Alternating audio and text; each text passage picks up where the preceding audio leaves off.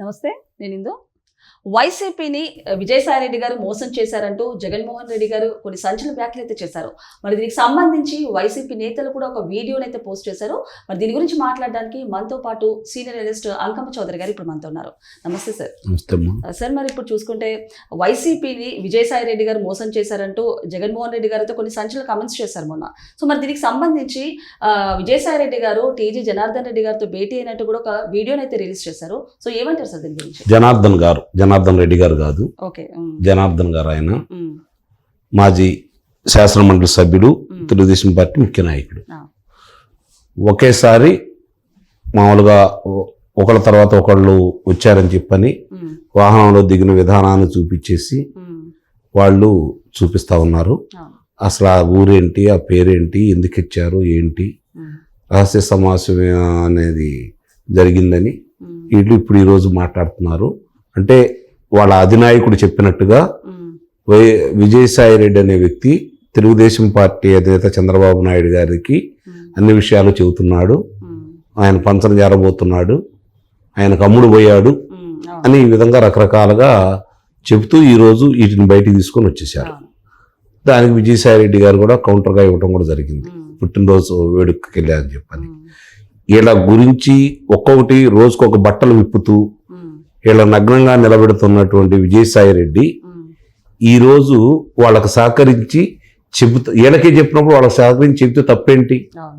అధికారంలో ఉన్నారు, మాట్లాడుకుంటారు, మిమ్మల్ని కాదని బయటికి వెళ్ళారు, ఎవరి దగ్గరికి వెళ్తే మీకేంటి సంబంధం అంటే మీ గుట్టుముట్లన్నీ చూస్తున్నాడేనా? మీరు ఏది లేకపోతే మీరు నిరపరాధులు అయితే మీ వైపు న్యాయం ఉంటే న్యాయస్థానాలు పోరాడండి. ఎందుకు అందరూ పారిపోతున్నారు? నిన్నగాక మొన్న ఎక్కడికి వెళ్ళిపోయి 2 నెలలు ఉండిపోతే రాత్రి పట్టుకొని వచ్చారు కాకాని గోవర్ధన్ రెడ్డిని. ఇప్పటి వరకు ఎక్కడున్నాడో తెలియదు పిన్నెల్లి రామకృష్ణారెడ్డి. మరి ఈయన మీసాలు బీకాడు, తొడలు కొట్టాడు, జబ్బలు దరిశాడు, పోలీసును అది చేస్తాను ఇది చేస్తానని మాట్లాడాడు. మరి ఈరోజు కాకాని గోవర్ధన్ పట్టుకొచ్చారు కదా అదే పోలీసులు. ఇక్కడ గమనించుకోవాల్సింది ఏంటంటే విజయసాయి రెడ్డి అనే వ్యక్తి ఒక్కొక్క విషయాలు బయటికి చెబుతున్నాడని, ఆ మద్యానికి సంబంధించిన కుంభకోణానికి సంబంధించిన దాంట్లో మధ్యలో కేసిరెడ్డి రాజశేఖర రెడ్డి పేరు బయటకు వచ్చినప్పుడు అతను ఇంకా అదుపులో తీసుకున్నప్పుడు సగం బట్టలు మాత్రం ఇప్పారు, నన్ను అడిగితే మిగిలిన సగం బట్టలు కూడా ఇప్పిస్తాను అని చెప్పని అతను చెప్పాడు. ఇప్పుడు ఇంతటితో ఆగకూడదు, ఇంకా చాలా ఉన్నాయి అని చెప్పని చెబుతున్నాడు, చాలా పేర్లు. కాబట్టి అతను తెలిసి అని చెప్పడానికి అతను సిద్ధంగా వచ్చాడు.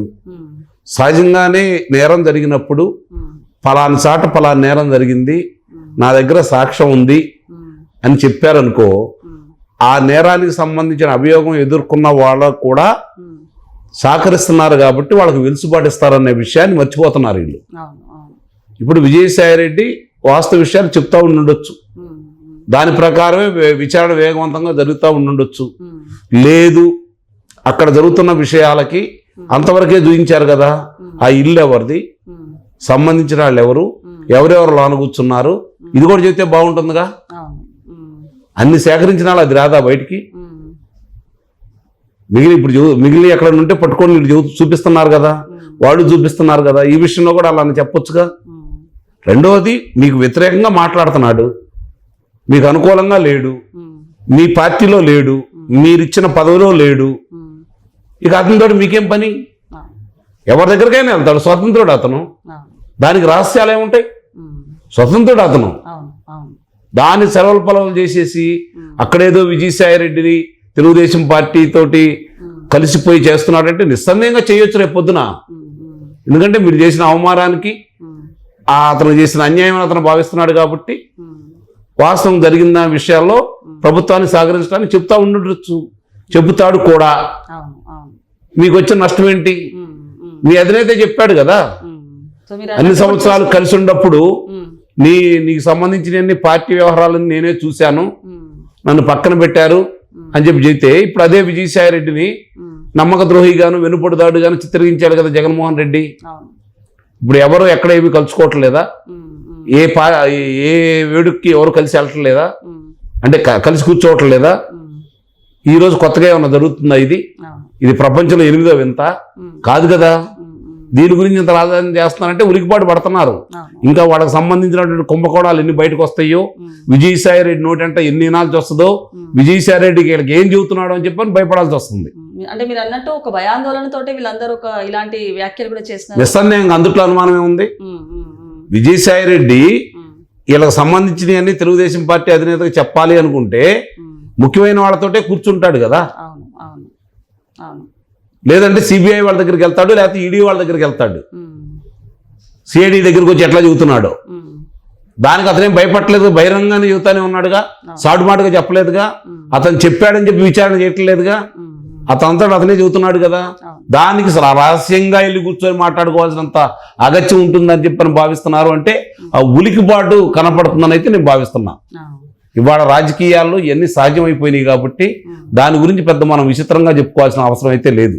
ఇక్కడ మద్యం కుంభకోణం జరిగిందా లేదా, ప్రజలు చనిపోయారా లేదా, వీళ్ళు లబ్ధి పొందారా లేదా, ఇంకా చాలా మంది ఈరోజు అనారోగ్యానికి గురై వైద్యశాల చుట్టూ తిరుగుతున్నారా లేదా, దీనికి కారకులు ఎవరు, వాళ్ళందరినీ పట్టుకొని శిక్షించి వాళ్ళ దగ్గర నష్టపరిహారం వసూలు చేయాలని చెప్పని ప్రజలందరూ కోరుకుంటున్నారు. ఆ కోరుకునేటప్పుడు సహకరించిన వాళ్ళందరూ ఈరోజు రాష్ట్రానికి మేలు చేసిన వాళ్ళు అని చెప్పని ప్రజలైతే భావిస్తున్నారు. ఆ విషయంలో తనకు తెలిసిన విషయాలు చెప్పడానికి విజయసాయి రెడ్డి ముందుకు వచ్చాడు, చెబుతానంటున్నాడు. ఒక అంకమే ముగిసింది, ఇంకా ఉన్నాయి, చివరి అంకం ఇప్పుడు ఉంది, ప్రారంభమైంది ఇప్పుడే ఆట. మరి ఆటలో ఏం జరిగిందో చూద్దాం. అంత భయం ఎందుకు మీకు? మీ అధినేతకు చేరకపోతే, అసలు మద్యంలో కుంభకోణం అనేది జరగకపోతే. ఇప్పుడు నాకు ఒక సందేహం ఏంటంటే, మధ్యలో దళారీలు ఉన్నారు, మధ్యలో ఇవి పథకాలు వచ్చేతలకి సరిగ్గా పథకాలు అందరికీ చేరట్లేదు అని చెప్పని బటన్ నొక్కి వాళ్ళ ఖాతాలో వేసిన నువ్వు, ఒకరు నెలకు ఒకసారి వేసేదానికి చేసిన నువ్వు, రోజు ఇన్ని లక్షల కోట్ల రూపాయల్లో ఇన్ని సంవత్సరాల్లో జరిగిన దానికి, రోజు జరిగే వ్యాపారానికి నువ్వు డిజిటల్ మెయింటైన్ చేయకుండా నగదుతోటే చేసావు అంటే ఇక్కడే నీ కుంభకోణం అనేది అర్థమైపోతానే ఉంది కదా. ఇన్ని పేర్లు ఎందుకు బయటకు వస్తున్నాయి? న్యాయమూర్తులు అన్ని పరిశీలించిన తర్వాత ఇందుట్లో వాస్తవాలు ఉన్నాయి, మీరు దోషులు, ఇందుట్లో కళ్ళ ముందు కనపడుతున్నాయి, ఆధారాలు ఉన్నాయి, మీకు వెలుసుబాటు ఇవ్వను అని చెప్పిన తర్వాత కూడా ఇంకా బొగాయించాలని, ఇదేదో పక్కదారి మళ్లించాలని, జగన్మోహన్ రెడ్డి దాకా ఇప్పుడు వెళ్తుంది కాబట్టి జగన్మోహన్ రెడ్డికి సంబంధం లేదని చెప్పే ప్రయత్నం చేయటంలో భాగంగానే ఇలాంటివన్నీ బయటకు తీస్తున్నారని అయితే మనం భావించాలి. సో మీరు అన్నట్టు చూసుకుంటే, అంటే ఇప్పటిదాకా జరిగిన అరెస్ట్లతోటి జగన్మోహన్ రెడ్డి గారు ఎక్కడ కూడా ఒక వ్యాఖ్యలు చేయలేరు. కాకపోతే మొన్న మీడియా సమావేశంలో కొన్ని వ్యాఖ్యలు చేశారు ఆయన. అంటే వైసీపీ నేతలను అక్రమంగా అరెస్ట్ చేస్తున్నారని ఒకవైపు చేస్తూ, అలాంటి వాళ్ళని నేను సినిమా చూపిస్తానని చెప్పాడు. మరి ఇంకొకటి చూసుకుంటే, I don't have money to run the party, please give me some money అంటూ చెప్తున్నారు. అంటే ఏ రకంగా చూసుకోవచ్చు? అంటే ఒక అయోమయ స్థితిలో, అంటే జగన్మోహన్ రెడ్డి గారికి క్లియర్ పిక్చర్ వచ్చేసింది, ఆయన అరెస్ట్ అవుతున్నారన్న అయోమయ పరిస్థితిలో ఇలాంటి కామెంట్స్ చేస్తున్నారని చెప్పచ్చు అంటారా? ఇప్పుడు ఆయన తీసుకోబోతున్నారో ఆయనకి తెలుసు.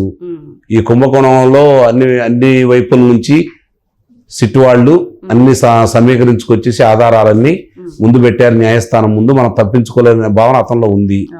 ఎప్పుడు అదుపులో తీసుకుంటారనేది అతను కూడా ఎదురు చూస్తా ఉన్నాడు. ఈలోపు ప్రజలను రెచ్చగొట్టాలి, సానుభూతి తెచ్చుకోవాలి, ఆర్థికంగా నా దగ్గర లేదని చెప్పుకోవడానికి ప్రయత్నం చేస్తున్నాడు. ప్రజలందరికీ తెలుసు స్పష్టంగా.